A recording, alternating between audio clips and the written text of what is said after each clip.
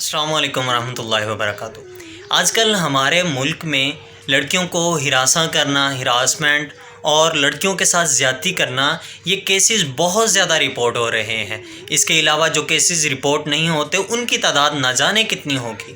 تو یہ سارے معاملات، لڑکیوں کی عزت کا غیر محفوظ ہونا، لڑکیوں کے لیے مشکلات کا پیدا ہونا، ان کی کیا وجہ ہو سکتی ہے؟ کس وجہ سے یہ سارے معاملات ہمارے معاشرے میں چل رہے ہیں؟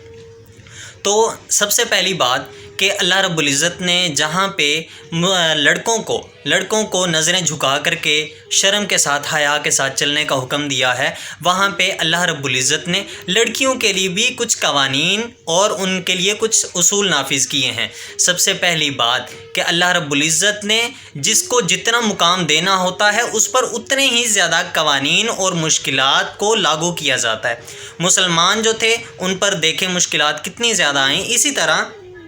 مسلمان مردوں اور عورتوں میں سے عورت کا مقام انتہائی زیادہ ہے۔ عورت کو اللہ نے بہت زیادہ فضیلت عطا کی ہے، تو اس میں عورت کو اپنی فضیلت پہچاننی چاہیے کہ اسے اللہ نے جتنا مقام دیا ہے اس مقام کی وجہ سے ہی اللہ نے اس پر کچھ اصول اور سختیاں نافذ کی ہیں۔ سب سے پہلے جو اصول ہے عورت کے لیے،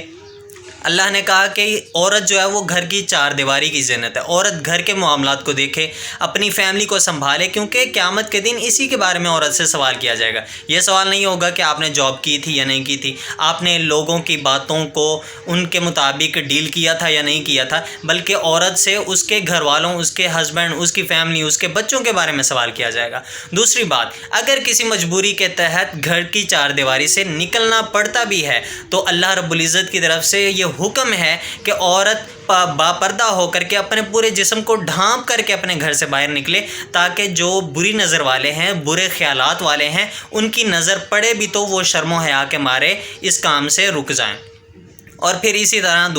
تیسری بات کہ عورت کے لیے سب سے پہلی بات ہے کہ یہ عورت خوشبو لگا کر کے نہ نکلے۔ خوشبو لگا کر کے جب عورت نکلتی ہے تو ظاہر بات ہے کہ مرد جب اس کی طرف سے خوشبو کو محسوس کرتے ہیں تو اس کی طرف مائل ہونا شروع ہو جاتے ہیں۔ اسی طرح عورت مردوں کے ساتھ نرم لہجے میں بات نہ کرے، انتہائی نرم لہجے کے ساتھ بات نہ کرے۔ جو غیر محرم مرد ہے، محرم سے نرم لہجے سے بات کرنا ضروری ہے، لیکن جو غیر محرم ہے، جو اجنبی ہے، اس کے ساتھ عورت کو چاہیے کہ سختی کے ساتھ بات کرے، تاکہ اگلا بندہ اسے پتہ چل جائے کہ یہ عورت میرے ورگلانے پہ، میرے ہتھ کنڈے بچھانے پہ، میرے جال میں، میری باتوں میں پھنسنے والے نہیں ہے۔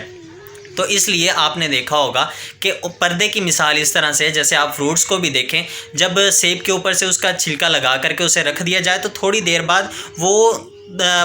اپنی اصلی حالت کو کھونا شروع کر دیتا ہے۔ اور اسی طرح کیلا، اسے بھی جب چھیل کے رکھ دیا جائے، چھلکا اتار دیا جائے تو تھوڑی دیر بعد اس کی حالت وہ بدلنا شروع ہو جاتی ہے۔ اسی طرح جب عورت کے جسم سے پردے کو اتار دیا جائے، عورت کے اوپر سے پردے کو ہٹا دیا جائے تو گندے اثرات، گندی چیزوں کے جو ایفیکٹس ہوتے ہیں وہ عورت پہ بھی لاگو ہونا شروع ہو جاتے ہیں، ان پہ اثر دکھانا شروع کر دیتے ہیں۔ اس لیے ہمارے ملک میں جو ہراساں اور زیادتی والے معاملات ہیں، جانتا ہوں کہ لڑکوں کا بھی بہت زیادہ قصور ہے، لڑکوں کو بھی خیال کرنا چاہیے جو اللہ کی طرف سے انہیں احکامات ہیں کہ نظروں کو جھکا کر کے رکھیں۔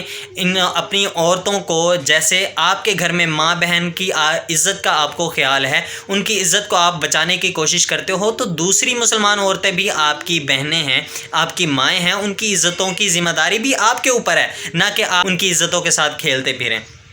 تو یہ انتہائی دونوں مردوں، لڑکوں اور عورتوں کے لیے اصول ہیں، ان کے لیے احکامات ہیں۔ تو جب لڑکے اپنی جگہ پہ وہ فالو کریں گے رولز کو، اسلام کو فالو کریں گے، اور لڑکیاں اپنی جگہ پہ رولز کو فالو کریں گی، تو ضرور یہ ہمارے جو کیسز ہیں بہت زیادہ کم ہو جائیں گے۔